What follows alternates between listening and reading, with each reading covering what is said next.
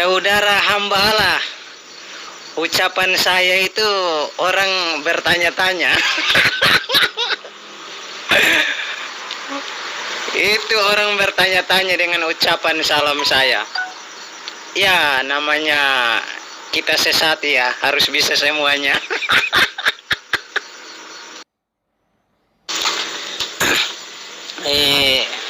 Saya mana-mana saja, yang penting pada tema. Ini sebenarnya lambat karena saya dengar dulu VN dari teman-teman kan. Tapi kalau sudah fokus untuk kita diskusi, tentu kan yang saya dengar VN-nya hanya satu saja, kira-kira seperti itu. Atau gini aja, diskusinya saya batal dulu. Ini malam teman-teman orang dengar dulu saudara Zulkifli, nanti besok baru kita fokus pada diskusi. Karena saya lihat saudara Zulkifli ini orangnya sangat luar biasa untuk penjelasan-penjelasan atau ilmu-ilmu agama. Saya punya pertanyaan yang mudah-mudahan saudara bisa jawab ya, sebagai edukasi terhadap teman-teman dan juga pribadi saya. Menurut saudara, kitab Taurat itu diwahyukan untuk Bani Israel atau untuk orang Indonesia juga? Silakan. Iya, terima kasih. Cuma saya belum bisa jawab itu dulu.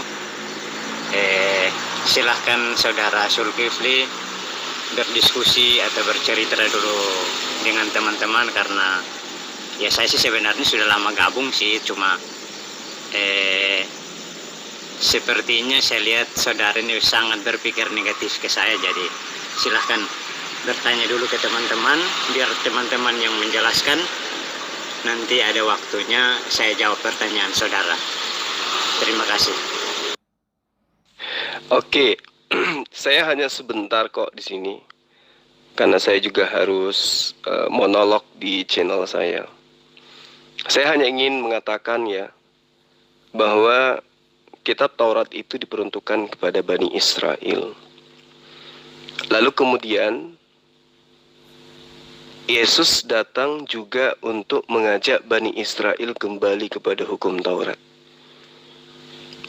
Jadi yang perlu dipahami di sini adalah ketika Yesus itu datang ke atas muka bumi, dia adalah manusia yang aktif di dalam menjalankan syariat Taurat.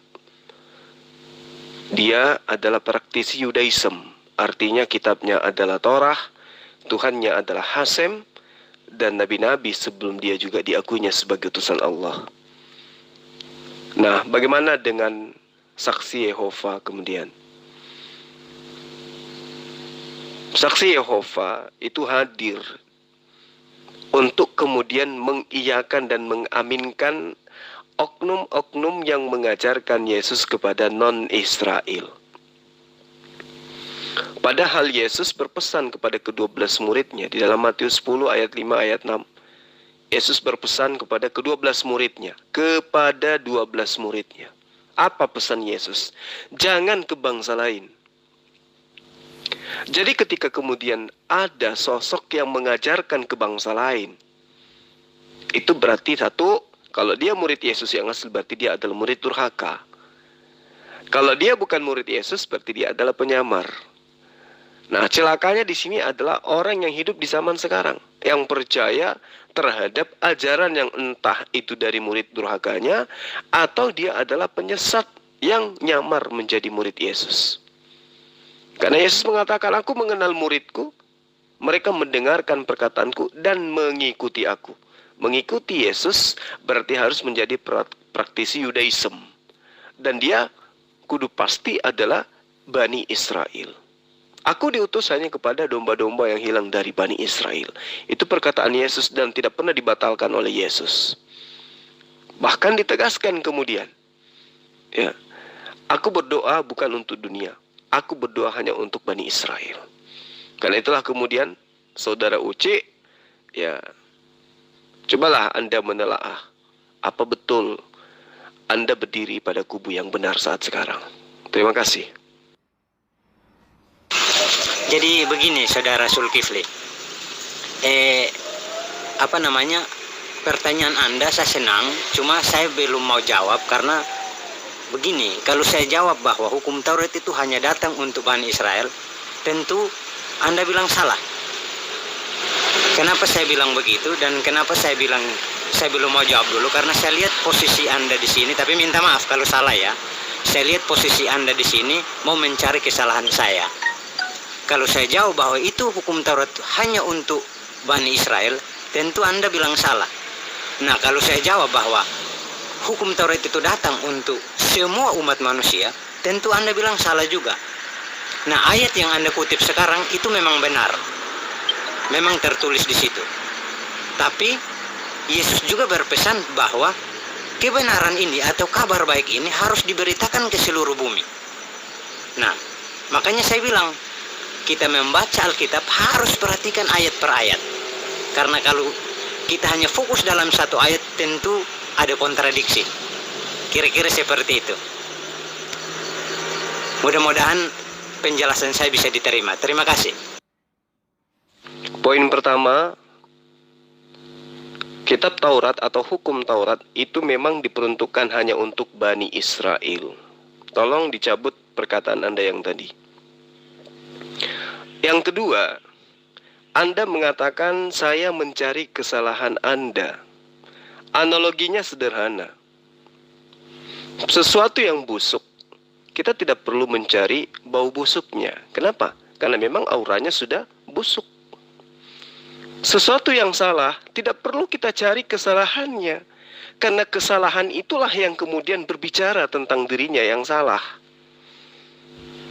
Nah, yang terpenting kemudian adalah ketika Anda mengatakan bahwa hukum Taurat itu ketika dikatakan hanya untuk Bani Israel salah, ketika dikatakan untuk semua manusia juga salah, lalu kemudian Anda mengatakan Anda tidak ingin menjelaskan karena saya mencari kesalahan. Saya katakan di awal bahwa hukum Taurat itu diperuntukkan hanya untuk Bani Israel. Berarti kesalahan Anda itu sudah ada di situ. Karena Anda bukan Bani Israel, tapi ngaku-ngaku sebagai apa? Pengikut Yesus. Itu. Yesus menerangkan, aku hanya diutus kepada domba-domba yang hilang dari Bani Israel. Tidak pernah Yesus itu mengajarkan, aku diutus kepada seluruh umat manusia. Kalau dikatakan kebenaran itu harus disampaikan kepada seluruh dunia, betul. Kebenaran apa? Kebenaran tentang diutusnya seorang nabi bernama Yesus kepada Bani Israel. Dan itu adalah poin terpenting di dalam imannya umat Islam. Umat Islam harus diajarkan di dunia manapun, di belahan dunia manapun, bahwa Nabi Isa atau yang sebut Kristen oleh sahabat Kristen, itu adalah sosok nabi, dia adalah seorang rasul yang dikhususkan kepada Bani Israel. Kebenaran itu harus disampaikan kepada semua makhluk. Bahwa Yesus adalah Nabi Allah, utusan Allah. Tidak ada yang salah. Yang salah kemudian adalah ketika Anda percaya kepada orang-orang yang menyamar menjadi pengikutnya, lalu kemudian mendudukkan Yesus itu sebagai Tuhan. Saksi Yehova tidak mengakui Yesus itu sebagai Tuhan, tetapi mengakui oknum-oknum yang mengajarkan tentang konsep yang tidak pernah diajarkan oleh Yesus. Ya, nanti kita akan jabarkan lebih jauh. Semoga poin ini Anda sudah paham. Makasih. Hai Zulkifli, rupanya dalam penjelasan Anda adanya ketidakjujuran dalam menjelaskan tentang pengutusan yang dilakukan oleh Yesus. Nah, Anda mengatakan bahwa 12 murid itu diutus oleh Yesus kepada suku-suku atau bangsa Yahudi, bukan kepada bangsa non-Yahudi. Dan jikalau ada orang yang pergi di luar bangsa Israel, itu adalah rasul atau utusan palsu. Nah, perlu Anda ketahui, Yesus itu datang dari Bani Israel, dan dia patut menyelamatkan juga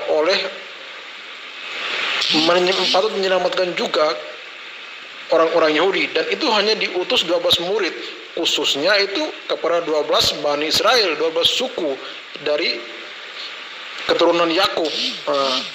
Dan juga Yesus juga mengutus 70 murid. Nah, itu juga ada dalam Injil, menjelaskan menuju kepada bangsa-bangsa bukan Yahudi. Nah, jadi salah kalau Anda hanya mengatakan hanya 12 murid atau 12 orang yang diutus Yesus, sedangkan Anda mengabaikan 70 murid yang diutus Yesus kepada bangsa-bangsa bukan Yahudi. Nah, jadi dalam penjelasan Anda ini adanya ketidakjujuran dalam penjelasan Anda. Jadi kalau Anda mau mengutip dalam suatu teks pengutusan Yesus, Anda harus menjelaskan dua-dua. Satu, 12 murid diutus kepada 12 suku Yahudi atau orang Yahudi itu sendiri. Dan juga selanjutnya, Yesus juga mengutus 70 murid kepada bangsa bukan Yahudi. Itu semua dijelaskan dalam kitab suci Injil. Oke? Terima kasih atas tanggapan saudara Anders ya. Sebelum saya menyikapi terlalu jauh, tolong Anda tunjukkan kepada saya dalil di mana Yesus mengutus ke-70 muridnya untuk non-Yahudi. Silakan. Luar biasa. Berarti saya coba lemparkan satu pertanyaan begini. Hukum Taurat hanya untuk Bani Israel, iya kan? Pertanyaan saya, nah kalau Islam ini atau Muslim ini Bani Israel atau tidak? Terima kasih. Umat Islam sudah jelas adalah pengikut dari Bani Ismail, yaitu Rasulullah Muhammad sallallahu alaihi wasallam. Di dalam Kejadian 17 ayat 7, Allah berfirman kepada Abraham, "Aku akan menjadi Tuhanmu, Tuhan anakmu, Tuhan keturunanmu secara turun-temurun." Jadi Bani Ishak, Bani Israel, Bani Ismail adalah bangsa Arab, tentu menyembah kepada esensi yang satu. Nah, bagaimana dengan hukum Taurat? Hukum Taurat itu dikhususkan kepada Bani Israel. Kalau yang dikhususkan kepada Bani Ismail itu disebut Al-Quran, hukum terlengkap. Dia adalah penyempurna dari hukum-hukum yang sudah ada. Jadi hukum Taurat diperuntukkan kepada umatnya Nabi Musa dengan konsep syariatnya sempurna bagi zamannya. Begitu juga ajaran hikmat Injil diberikan kepada Yesus atau Nabi Isa agar agar Yesus itu mengembalikan Bani Israel kepada hukum Taurat. Yesus mengajarkan mereka kembali ke hukum Taurat. Perbedaannya kemudian adalah ketika Musa alaihissalam mengajarkan tentang hukum Taurat, dia memperkenalkan dirinya sebagai rasul, sebagai utusan, dan diterima oleh Bani Israel. Perbedaannya dengan Yesus, Yesus mengajarkan kembali kepada hukum Taurat, menyembah kepada Allah, tapi dia ditolak oleh mereka. Jadi Yesus tidak diterima oleh Bani Israel sebagai nabi, karena Yesus tidak memberikan apa-apa kepada mereka. Layaknya Musa memberikan kemerdekaan dari perbudakan, Yesus tidak memberikan apa-apa. Ya. Bahkan Yesus tidak bisa melawan tentara Romawi, kekaisaran Romawi. Musa, Fir'aun pun dilawan. Dan terbukti Musa menang. Jadi kedudukan Musa di hadapan Bani Israel dibandingkan Yesus tidak ada apa-apanya.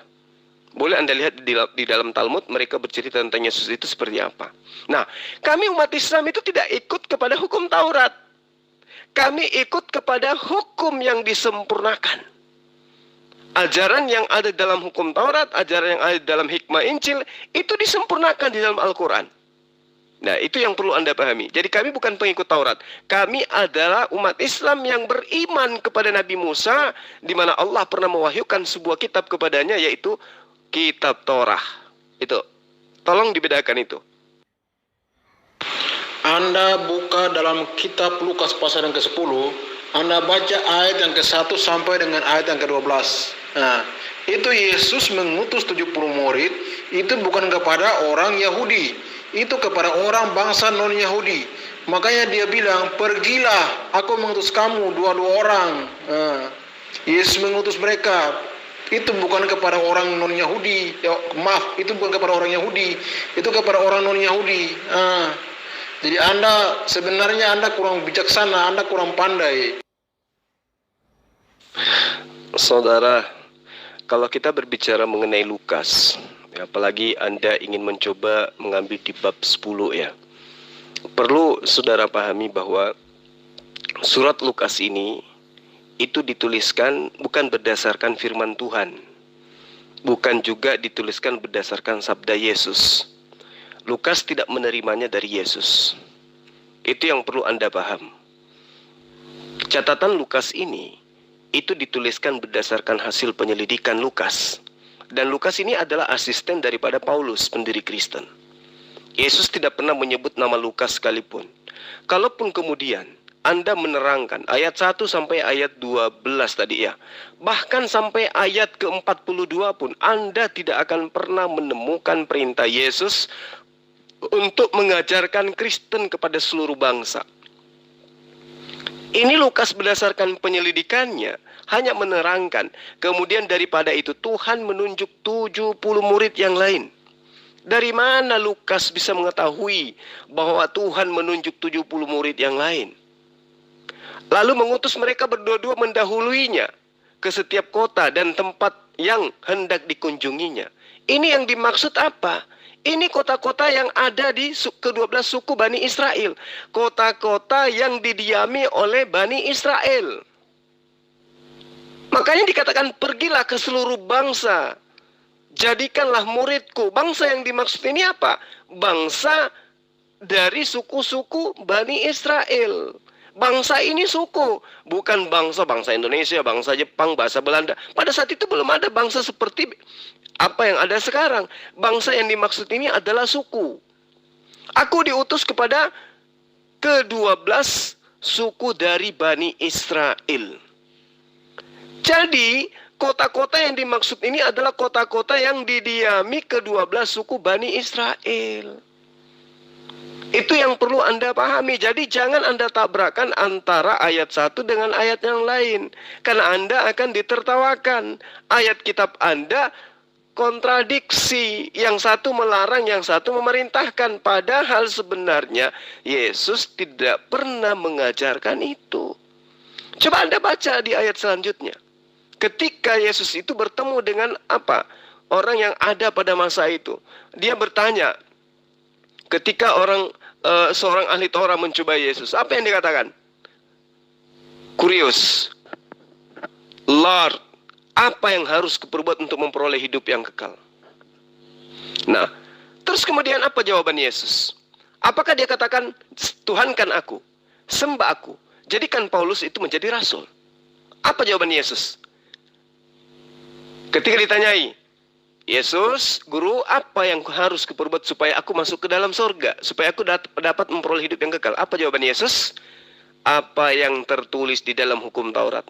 Apa yang kau baca di sana? Berarti hukum Taurat ini adalah ajaran Yesus yang harus digenapin. Artinya orang-orang yang hidup pada masanya diajari oleh Yesus untuk kembali kepada hukum Taurat. Guru, apa yang harus kuperbuat untuk memperoleh hidup yang kekal? Bukan menyembah Yesus, bukan menjadi Kristen, bukan mengkitabkan kitabnya Lukas. Tetapi apa yang tertulis dalam hukum Taurat? Apa yang kau baca di sana? Jawab ahli Taurat, kasihi Tuhanmu dengan segenap hatimu, segenap jiwamu, dan segenap kekuatanmu, dan segenap akal budimu, dan kasihilah sesama manusia seperti dirimu sendiri. Apa jawab Yesus? Jawabanmu itu benar. Perbuatlah demikian, maka engkau akan hidup. Tidak ada dikatakan di sini sembahlah Yesus. Menjadilah Kristen. Ikutilah Paulus, nggak ada. Tapi diajarkan untuk kembali ke hukum Taurat. Pahami itu. Saya belum bisa paham penjelasan Bapak. Saya jujur ya, saya belum bisa paham karena ini masih membingungkan dan memutar. Ya saya juga kurang tahu ya kalau teman-teman yang Muslim ini sudah mengerti penjelasan Bapak. Tapi saya jujur, saya belum bisa nangkap karena kalau Bapak bilang hukum Taurat ini umat Islam mengikuti dari Ismail, berarti yang harus saya ingin tahu supaya penjelasannya lebih saya mengerti, berarti kita harus atur waktu kapan supaya kita mulai bahas dari Abraham, Yakub dan Ismail, supaya saya bisa mengerti dan teman-teman di grup ini bisa mengerti hukum Taurat ini dari mana dan kenapa sampai umat Islam bisa terima itu? Karena ada pertanyaan lain begini. Kalau memang hukum Taurat itu dari Bani Israel, pertanyaan saya, Ismail itu suku apa? Kan begitu. Karena orang-orang yang menerima hukum Taurat ini ya seperti yang Bapak katakan bahwa hanya khusus Bani Israel. Nah, pertanyaan lagi yang saya mau tanyakan ini, bagaimana Anda bisa mengatakan bahwa Alkitab itu dilengkapi oleh Nabi Muhammad? Nah, sedangkan hukum Taurat itu Ismail sudah terima dan sudah menjalankan. Kira-kira seperti itu. Karena penjelasan Bapak ini sejujur saya belum bisa nangkap. Ya mungkin karena saya bodoh atau bagaimana ya, kira-kira mungkin seperti itu. Terima kasih. Sebenarnya kalau Anda menggunakan analisa akal, Anda tidak perlu bingung. Karena saya sudah mengatakan umat Islam itu tidak ikut kepada hukum Taurat. Catat. Umat Islam ikut kepada hukum Al-Quranul Karim. Satu ayat di dalam Al-Quran surah An-Nahl ayat 123. A'udzubillahi minasyaitonirrajim. Bismillahirrahmanirrahim. Tsumma auhayna ilaika anittabi' millata Ibrahim hanifan wa ma kana minal musyrikin. Kemudian kami perintahkan kepadamu Muhammad, ikutilah agama Ibrahim yang lurus. Ikutilah ajaran Abraham yang lurus. Dan dia bukan termasuk orang-orang musyrik. Dia tidak termasuk Kristen. Dia tidak termasuk Bani Israel. Dia tidak termasuk penyembah roh-roh bertanduk 7 dan bermata 7. Wa ma kana minal musyrikin. Jadi Rasulullah Muhammad SAW tidak ikut kepada hukum Taurat. Ikut kepada ajaran Abraham. Apa itu? Menyembah hanya kepada Allah, bersunat, berkorban. Hanya itu yang diikuti oleh Rasulullah Muhammad SAW. Karena memang hanya itu yang diajarkan oleh Abraham. Tidak ada perintah di dalam Al-Quran untuk ikut kepada ajaran Musa. Secara langsung diperintahkan, itu tidak ada. Tetapi dikatakan bahwa Tsumma auhayna ilaika an ittabi' millata Ibrahim hanifan wa ma kana minal musyrikin. Diperintahkan kepada Rasulullah untuk ikut kepada ajaran Abraham. Yang 3 poin tadi yang saya terangkan kepada Anda. Jadi Anda keliru di situ. Kalau Anda mengatakan Anda bingung, sebenarnya Anda perlu bingung. Kami bukan pengikut Taurat.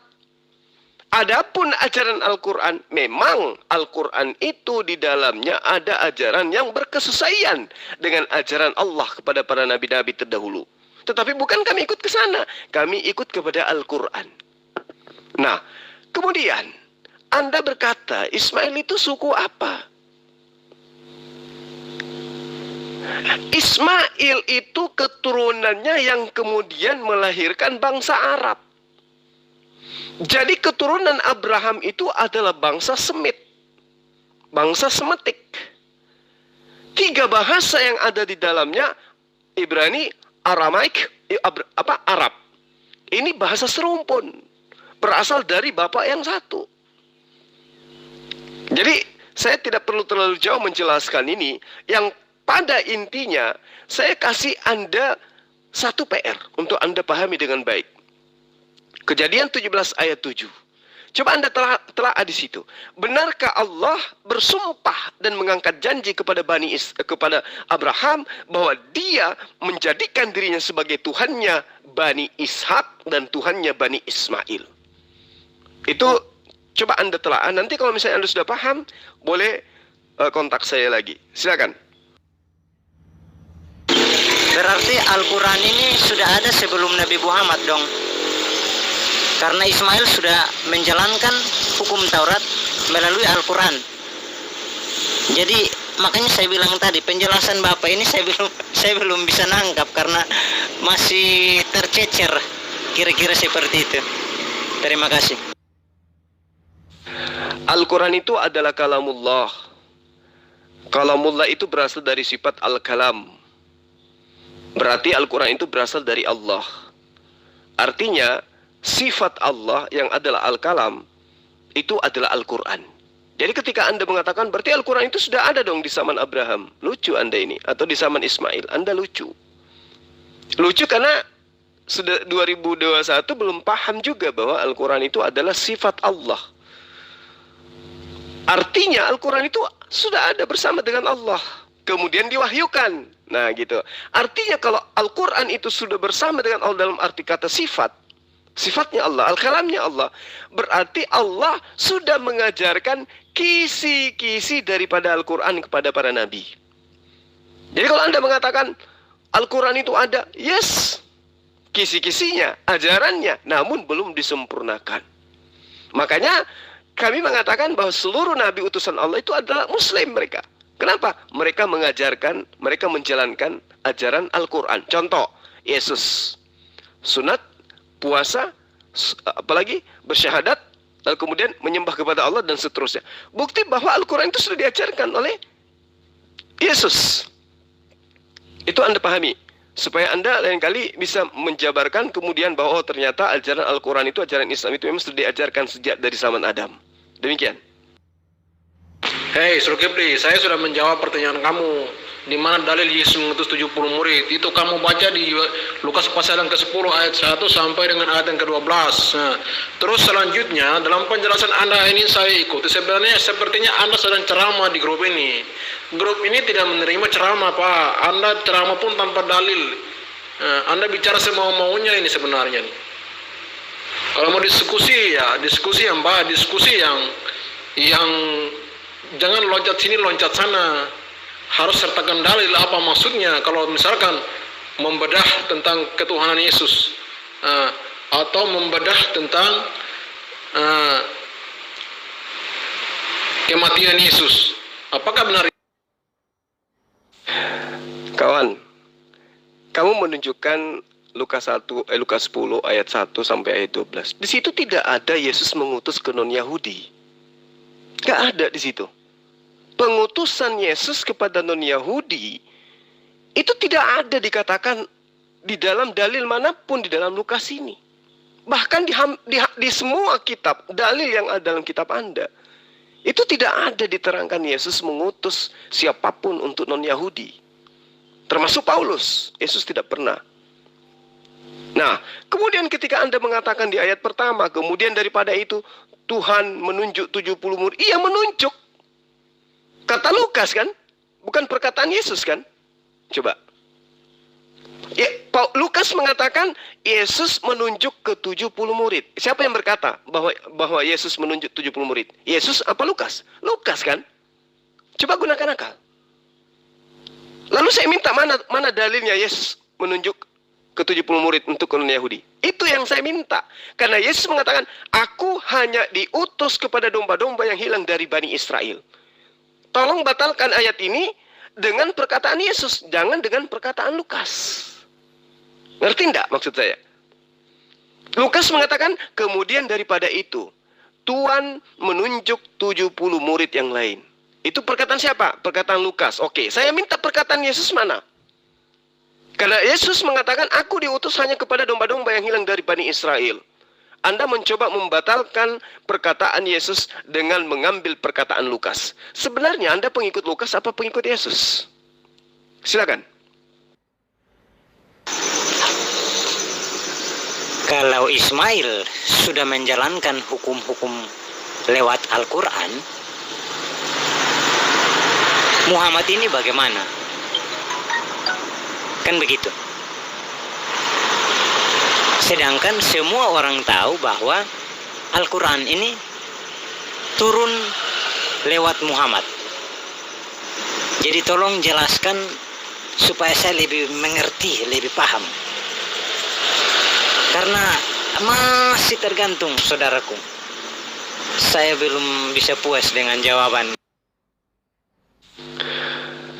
Oke, jadi gini. Ketika berbicara mengenai hukum Taurat, berarti itu berbicara mengenai syariat ya, yang Allah perintahkan kepada Bani Israel. Ketika berbicara mengenai Al-Quran, berarti sedang berbicara mengenai syariat yang diperuntukkan kepada seluruh umat manusia, bukan hanya kepada bangsa Arab, bukan hanya kepada Rasulullah bersama dengan sahabatnya, tetapi seluruh manusia. Nah, hukum Taurat itu sudah diajarkan oleh Nabi Musa. Begitu juga Al-Quran, itu sudah diajarkan oleh Nabi Musa alaihissalam. Contoh, ya, jangan ada ilah lain selain daripada Allah. Itu hukum Taurat. Masuk ke dalam 10 perintah. Nah, di Al-Quran itu diajarkan juga yang demikian.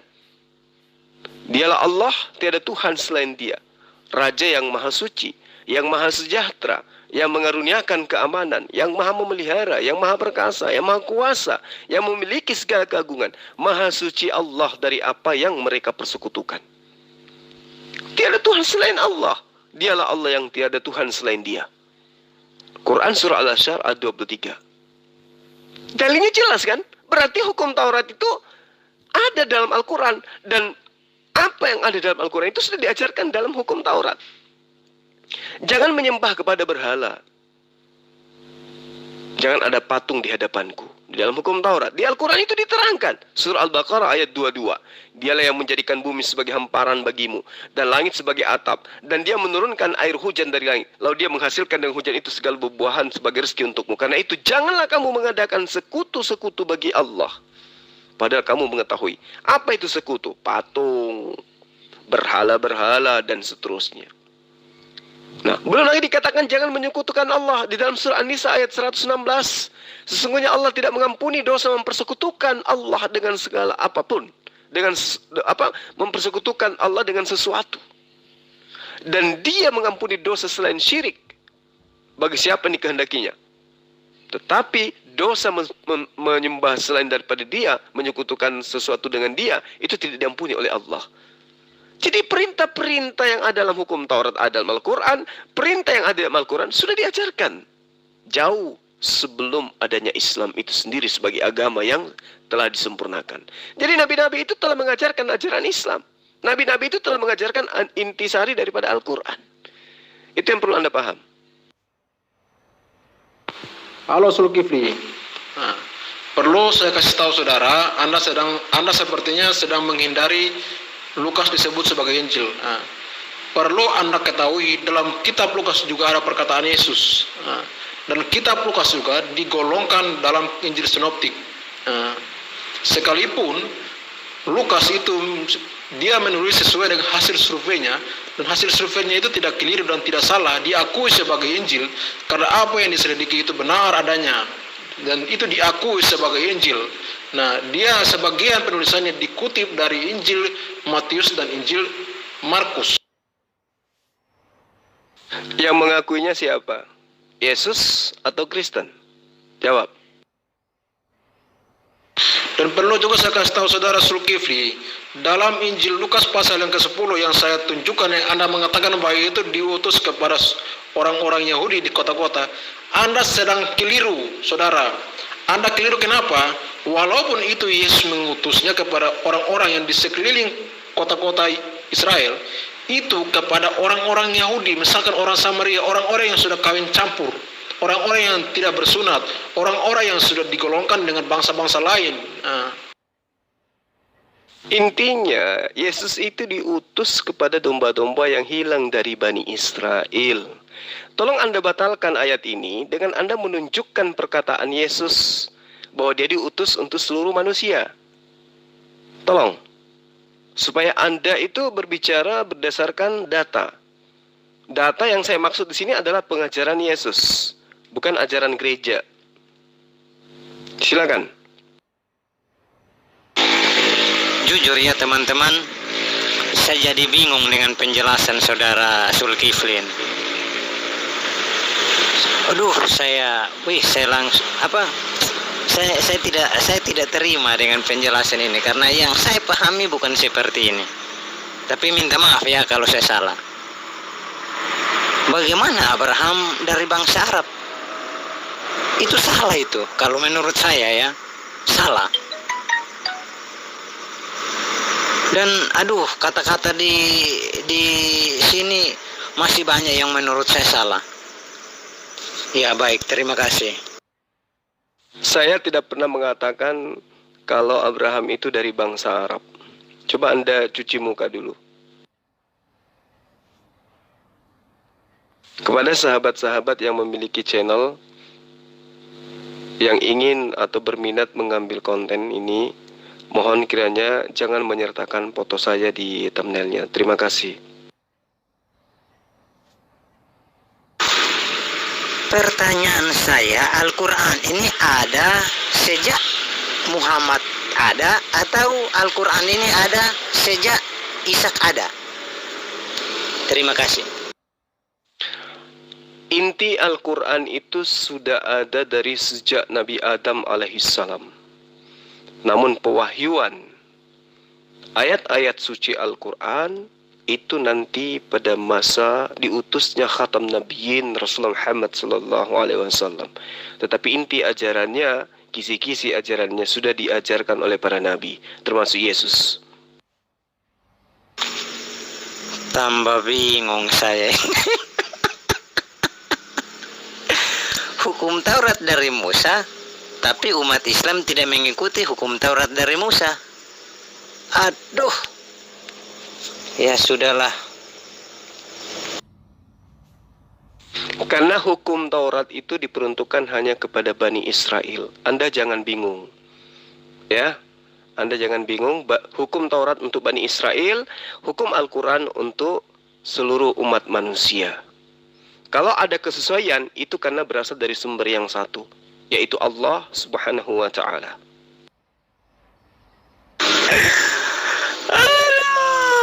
Kacau amburadul ini. Ini serangan sudah dari mana-mana ini.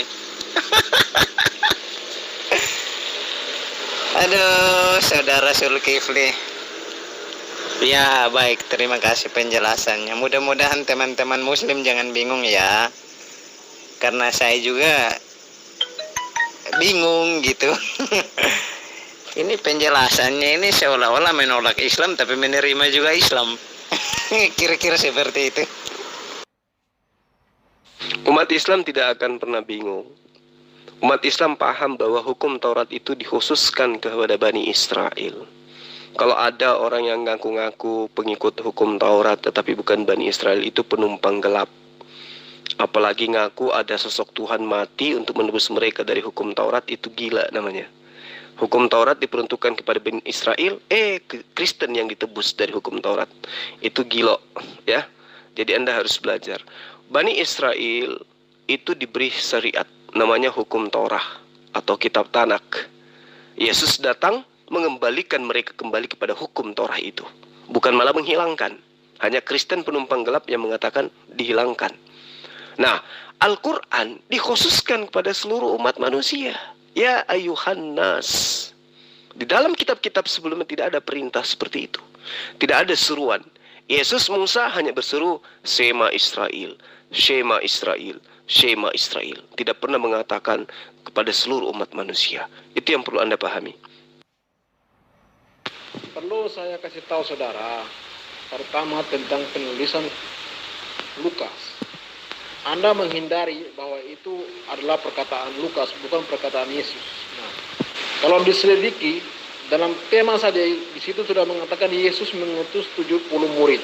Nah, dalam ayat yang pertama dikatakan, kemudian daripada itu Tuhan menunjuk kepada 70 murid yang lain, lalu mengutus mereka berdua-dua.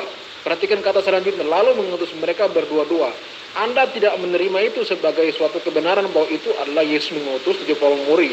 Anda hanya mau mengakui kalau Yesus diutus, Yesus mengutus 12 murid hanya kepada domba-domba yang hilang di Israel saja. Sedangkan Anda menghindari, Anda tidak mau mengakui karena itu sebagai perkataan Lukas, bukan perkataan Yesus. Siapa yang mengatakan itu kepada Anda? Siapa yang mengajarkan itu kepada Anda bahwa itu perkataan Lukas? Sudah jelas Lukas itu menyelidiki itu sebagai suatu kebenaran dan diakui sebagai kebenaran bahwa memang Yesus pernah mengutus 70 murid. Nah, karena di situ dia mengatakan lalu mengutus mereka berdua-dua mendahuluinya. Coba perhatikan, lalu mengutus mereka berdua-dua mendahuluinya ke setiap kota.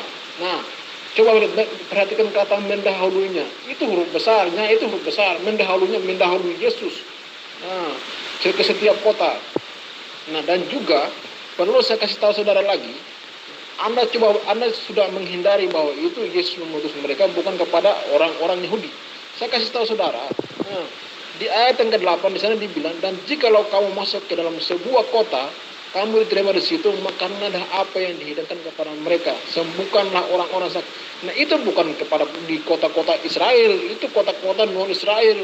Itu bangsa-bangsa yang sudah kawin campur, orang-orang Yahudi yang sudah kawin campur. Nah, itu maksudnya. Jadi Anda salah, Anda tidak paham jika Anda mengatakan itu perkataan Lukas dan menghindari menghindari dan menyetujui itu sebagai kebenaran perkataan Yesus. Anda hanya mengakui itu bukan perkataan Yesus. Anda hanya mengakui kalau Yesus itu diutus hanya kepada 12 suku Yahudi di Israel dan mengakui Yesus mengutus 12 murid. Sedangkan yang dicatat Lukas, Anda tidak mau mengakui. Kenapa Anda tidak mau mengakui? Sedangkan Lukas juga menyelidiki segala sesuatu dengan baik, dengan benar, dengan tepat, diakui. Dia sebagai rekan kerja Paulus, rekan kerja Markus. Siapa mereka itu? Mereka itu saling mengakui sebagai satu sama lain. Mereka saling menerima. Maka tidak ada pertentangan di antara mereka. Yang menjadi pertentangan antara kita adalah kamu saja. Sedangkan Markus tidak bertentangan dengan penulisan Lukas. Nah, begitu pula Paulus tidak bertentangan dengan penulisan Lukas. Yang bertentangan itu otak Anda. Anda kurang memahami sehingga Anda berkata demikian. Anda berbicara itu sebenarnya Anda berasumsi. Coba Anda perhatikan teks baik-baik. Anda pasti paham, Anda pasti mengakuinya bahwa Yesus pernah mengutus 70 murid. Nah, kalau Anda mau tidak terima itu tidak menjadi masalah buat saya. Tapi saya perlu meluruskan saja bahwa Yesus pernah mengutus 70 murid. Nah, itu dicatat Lukas sebagai suatu kebenaran, sebagai iman Kristen. Nah, tidak ditantang oleh Paulus, tidak ditantang oleh Markus, karena mereka itu bersama-sama rekan kerja Yesus Kristus bersama-sama. Kalau mereka pertentangan, oke lah, saya mengakui. Tapi kalau mereka tidak pertentangkan, Anda yang mempersoalkan, ya itu urusan Anda. Tolong tunjukkan satu ayat di mana Yesus bercerita tentang Lukas yang kemudian menulis sebuah buku yang kelak dijadikan sebagai kitab suci oleh orang-orang Kristen. Silakan. Saudara, saya perlu kasih tahu saudara, Injil itu baik itu Matius, Markus maupun Lukas atau Yohanes, itu semuanya ditulis. Nah, itu semua yang dilakukan Yesus itu ditulis, dicantumkan di situ. Nah, kalau di Matius yang Anda kutip-kutip itu yang katanya Yesus mengutus 12 murid, itu perkataan Yesus yang dicatat oleh Matius. Sama juga di Lukas, perkataan Yesus yang ditulis oleh Lukas, seperti itu. Jadi Anda jangan memutar-mutar dan menghindari dan memberikan alasan bahwa Lukas pasal yang ke-10 itu perkataan Lukas. Nah, walaupun itu perkataan Lukas, tulisan Lukas, tapi itu Lukas menyelidikinya sebagai suatu kebenaran bahwa memang Yesus pernah mengutus 70 murid kepada bangsa-bangsa bukan Yahudi. Nah, seperti itu Pak. Jadi Bapak jangan berbelit-belit mempertahankan argumen Bapak dan menghindari Lukas pasal yang ke-10. Itu jelas Yesus mengutus mereka kepada bangsa-bangsa non-Yahudi. Nah, supaya Anda tahu. Saya percaya bahwa Lukas itu adalah seorang yang melakukan penyelidikan. Ya, dia adalah wartawan yang mengumpulkan berita, menuliskannya kemudian. Dan itu Anda jadikan sebagai kitab suci. Karena itulah kemudian saya percaya bahwa salah satu muridnya itu bernama Lewi. Atau kemudian kitab Anda menyebutnya dengan sebutan Matius. Lukas memberitakan itu justru di dalam Lukas 5 ayat 27. Apa yang dituliskan oleh Lukas sebagai wartawan? Kemudian ketika Yesus pergi keluar, ia melihat seorang pemungut cukai yang bernama Lewi sedang duduk di rumah cukai. Yesus kemudian berkata kepada si Lewi ini, apa katanya? Ikutilah aku. Berarti Lewi itu adalah pengikutnya Yesus berdasarkan hasil penyelidikan Lukas. Nah, sekarang pertanyaannya kemudian, tunjuk dalil dari kitabnya Matius, Markus, atau siapapun yang Anda imani sebagai kitab suci yang menerangkan hal yang sama seperti ini. Yesus menemukan Lukas, kemudian Yesus memanggil Lukas. Ada nggak dalilnya? Hayo, silakan. Jadi saya mungkin sarankan teman-teman di grup, khususnya Muslim, harus banyak bertanya ke Pak Zulkifli ini. Karena saya awalnya ikut grup ini, saya sudah mulai paham, tapi ada beliau ini saya tambah bingung. Karena saya dengar penjelasannya ini memang membingungkan. Hukum Taurat hanya datang untuk Bani Israel, tapi di penjelasan lain hukum Taurat juga ada untuk semua umat. Jadi gimana di? Coba teman-teman yang lain bertanya lah, yang khusus Muslim ini. Saya rasa ada yang bingung ini. Jujur saya, jangan bohong lah. Bukan tapi saya rasa teman-teman yang Muslim ini separuh bingung dengan penjelasan Pak Zulkifli ini. Dan kalau bingung harus jujur bertanya, tidak boleh diam. Terima kasih. Coba Anda perbanyak minum air putih ya. Kelihatannya Anda ini lagi tidak sehat. Saya tidak pernah mengatakan hukum Taurat itu diperuntukkan untuk seluruh manusia. Saya mengatakan Al-Quran diperuntukkan untuk seluruh umat manusia. Hukum Taurat diperuntukkan hanya kepada Bani Israel. Apa perlu saya ulang? Kamu itu Zulkifli Mabas, kalau tidak tahu apa-apa tentang Injil, jangan so paham Injil kau. Ya, kalau nggak paham kau, bertanya. Seperti Nabimu diwajibkan bertanya dalam Quran surah 10 ayat 94. Jikalau kamu dalam kurung Muhammad berada dalam keraguan-raguan tentang apa yang kami turunkan kepadamu, maka tanyakanlah kepada orang-orang yang membaca kitab sebelum kamu. Jadi nabimu itu diwajibkan untuk bertanya. Jadi engkau sebagai pengikutnya Muhammad, sebagai umatnya Muhammad, jangan sekali sedikit pun kau menyimpulkan. Kalau nggak ngerti isi Injil itu, jangan sok ngerti. Tanya kepada ahli kitab, yaitu orang Kristen. Jangan kau sok paham kau. Ketika kau mengutip dalil Matius 15 ayat 24 bahwa Yesus itu diutus hanya untuk domba-domba yang sesat di Bani Israel. Ketika Anda baca Injil Matius 15 ayat 24 itu, baca seterusnya Injil Matius itu. Sampai Matius 28 ayat 18 sampai 20.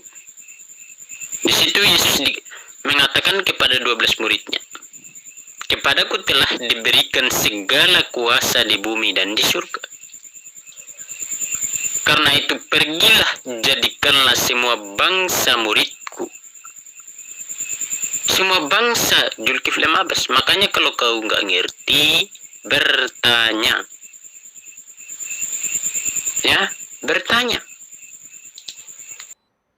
Sayangnya Rasulullah Muhammad SAW itu tidak pernah ragu. Makanya dia tidak perlu bertanya. Nah, kalau Anda mengatakan Anda lebih hebat dari saya pengetahuannya tentang Injil, oke, saya tanya kepada Anda.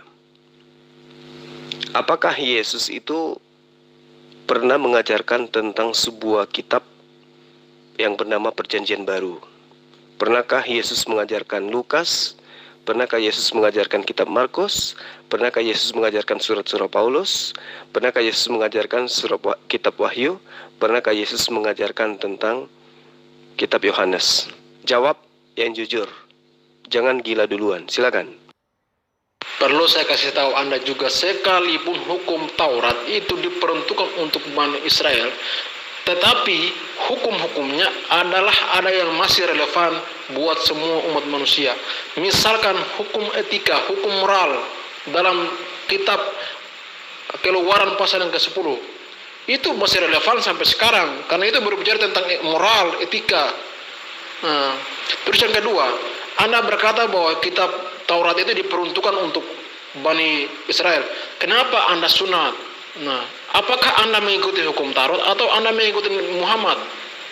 Muhammad tidak pernah sunat, terkecuali Anda mengikuti Nabi Ibrahim. Itu tercatat dalam hukum Taurat, Pak. Jadi Anda sendiri menjelaskan sesuatu, tapi Anda sendiri tidak mengerti sejarah.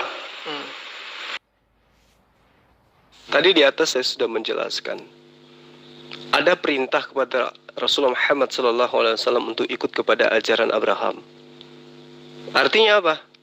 Artinya Rasulullah Muhammad SAW diperintahkan untuk melakukan hukum sunat, hukum kurban, nyembahnya kepada Allah.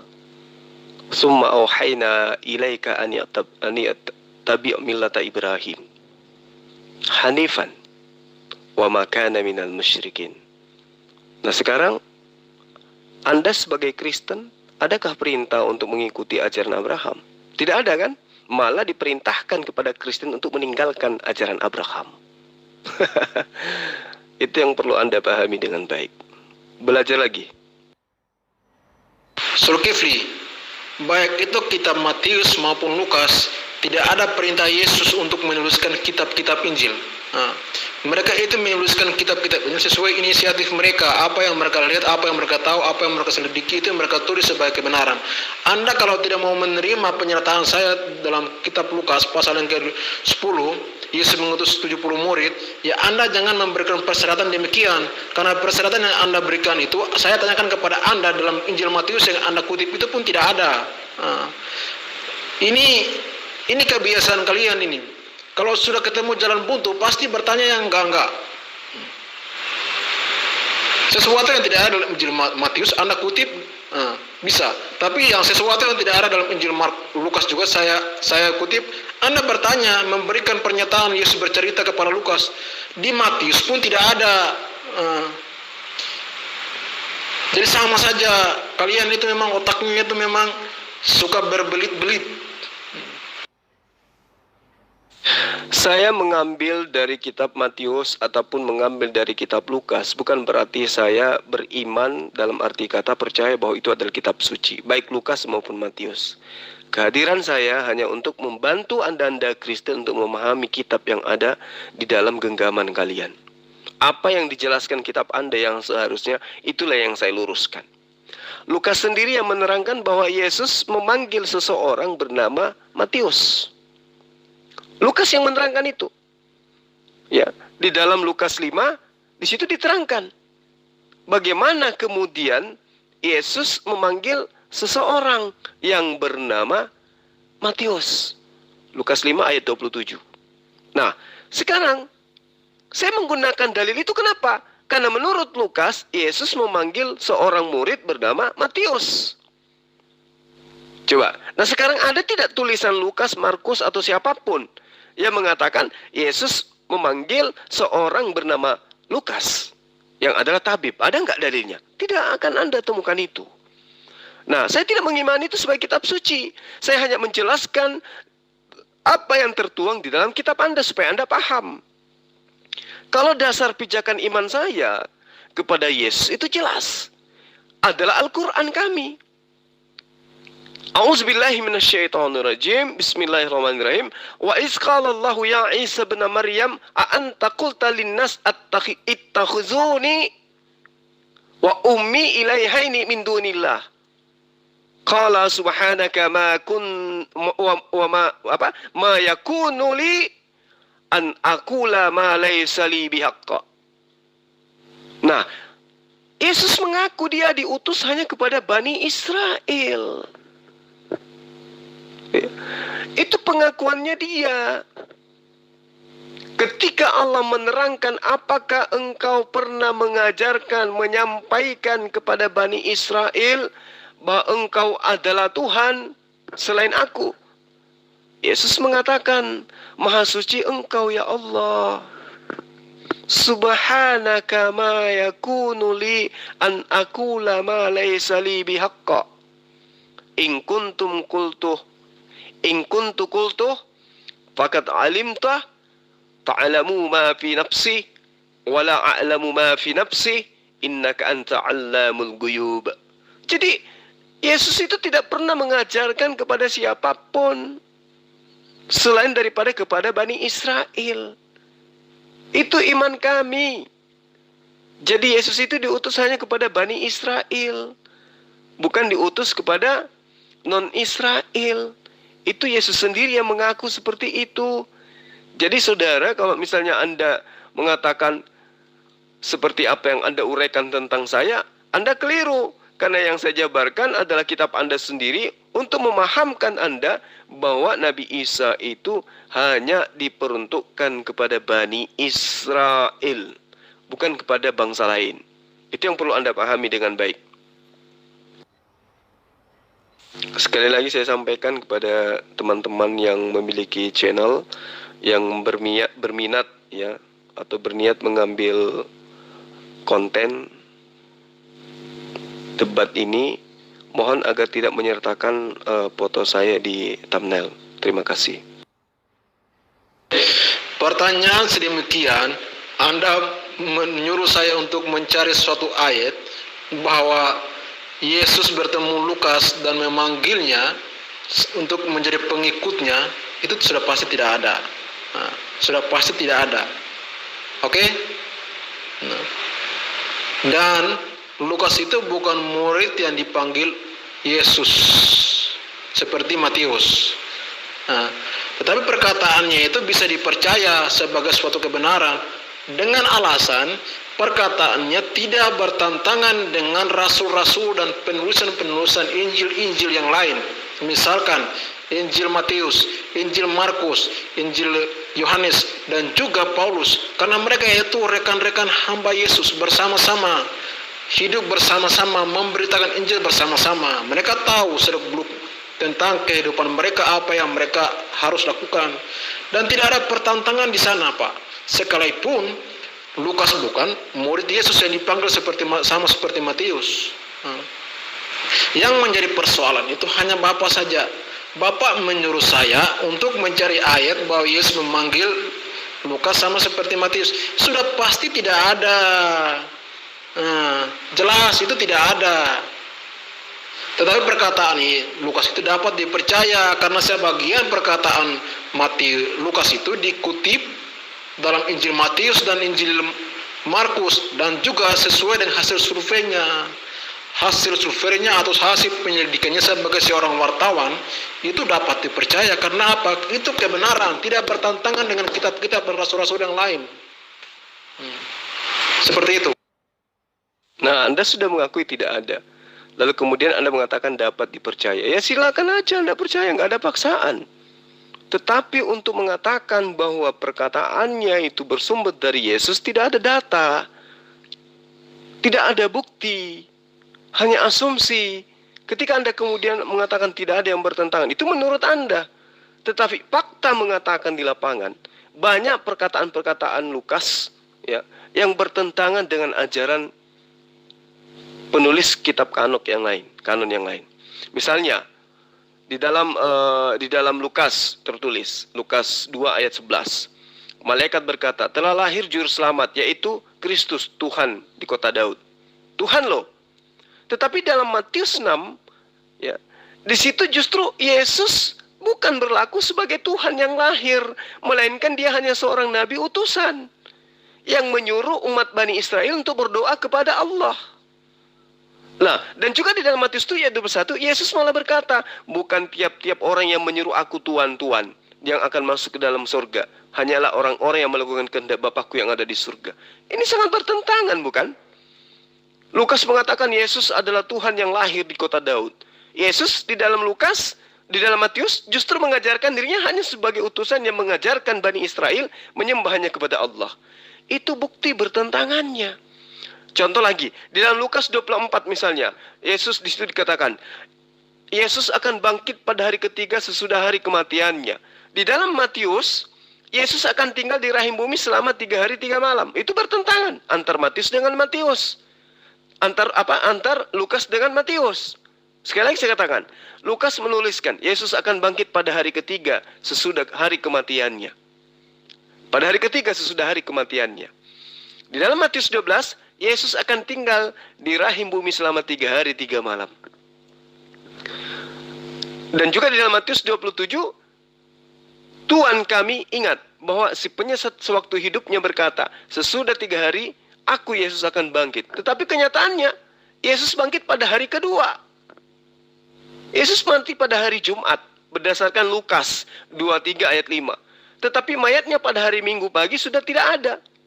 Itu juga diterangkan dalam Lukas 24 ayat 1-3. Ini berarti Yesus tinggal di rahim bumi hanya 1 hari 3 malam. Ya, sekitar 36 jam saja. Berarti bertentangan antara ajaran Lukas dan ajaran Matius. Itu yang perlu Anda pahami. Dan masih banyak lagi pertentangan-pertentangan yang aneh. Bahkan menurut silsilah pun, silsilahnya Yesus antara Matius dan Markus itu sangat bertentangan luar biasa. Antara Matius dengan Lukas. Ya, pahami itu. Sebenarnya sih saya dari tadi sebelum dimulai ini diskusi saya sudah menyangka bahwa Mas Uci tidak sebanding dengan Bang Zulkifli, tidak akan nyambung, maksudnya tingkat keilmuannya jauh berbeda. Yang menyambung dengan perkataan Bang Zulkifli ini, nah seperti Murtadin bisa nyambung sebab dia pernah mengalami. Bagi yang baru-baru mau belajar semacam apa itu Bang Uci, apalagi yang lain, tidak akan sampai pemikirannya sebab kelasnya rendah, lebih rendah.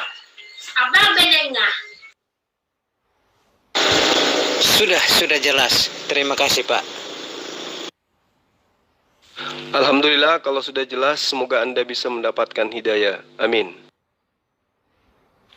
Mohon buat teman-teman lainnya simak dulu ya penjelasan dari Mas Zulkifli M. Abbas. Fauji, kamu diam dulu lah. Hargai yang berargumen. Jangan seperti itu. Ya, kayaknya gitulah itu Gerunda. Kayaknya udah selesai dong. Ya, mereka ini ginilah. Mau diapakan juga kan? Ya, tapi kalau belum hidayah sampai, ya harap mereka dapat terbuka hati dan pikiran lalu merenung. Sebab apa yang Gerunda jelaskan di sini dan tegaskan itu memang benar adanya. Dan yang paling pentingnya itu sangat bermanfaat untuk jadi pelajaran buat semua. Ya, terima kasih Gerunda. Alhamdulillah. Ya, baik Bang Ahmad Ridwan ya. Seorang mu'alaf dari Malaysia. Terima kasih Bang atas masukannya. Ya, kiranya sahabat-sahabat Kristen yang berdialog dengan kita pada malam hari ini bisa mendapatkan hidayah. Ya, minimal tercerahkan bahwa kitab mereka itu bukan firman Allah, bukan sabda Yesus, ya. Dan juga bisa mereka memahami bahwa hukum Taurat itu atau kitab Taurat itu hanya diperuntukkan kepada Bani Israel. Demikian Bang, mungkin saya nggak lama ya di sini karena saya harus pamit.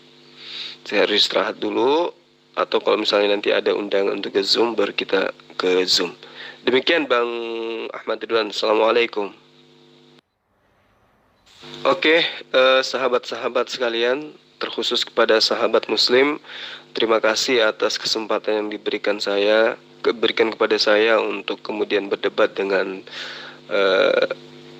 dua orang teman dari Kristen. Tadi juga ada Stephen. Mereka bertiga, tapi saya melihat dari 3 teman Kristen ini udah rehat duluan ya. Artinya mereka sudah mengakhiri debat ini. Semoga apa yang kita jabarkan pada malam hari ini bisa dijadikan sebagai pelajaran, terkhusus kepada saya pribadi, lebih-lebih juga terhadap teman Kristen. Mereka bisa menyadari bahwa Yesus yang mereka tuhankan itu hanyalah sosok Nabi yang diutus kepada Bani Israel, dan hukum Taurat itu hanya berlaku kepada Bani Israel. Al-Quran itu berlaku kepada seluruh umat manusia. Sekira begitu ya para sahabat. Terima kasih atas grupnya. Semoga kita di hari-hari mendatang kembali bisa berdialog di sini tentu dengan cara dan etika yang baik. Saya akhiri. Wabillahi taufiq wal hidayah. Assalamualaikum warahmatullahi wabarakatuh. Salam satu Tuhan.